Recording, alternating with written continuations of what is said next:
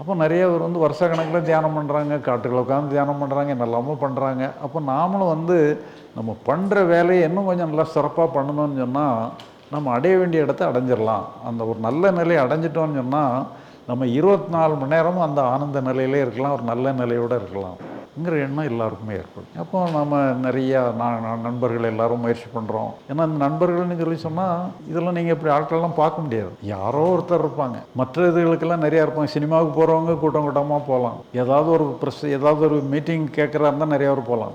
ஆனால் இந்த மாதிரி ஆன்மீகத்துக்காக முயற்சி பண்ணுறவங்க, தியானம் பண்ணுறவங்க, தவம் பண்ணுறவங்க, இந்த மாதிரி ஆட்களெல்லாம் நிறைய பார்க்க முடியாது.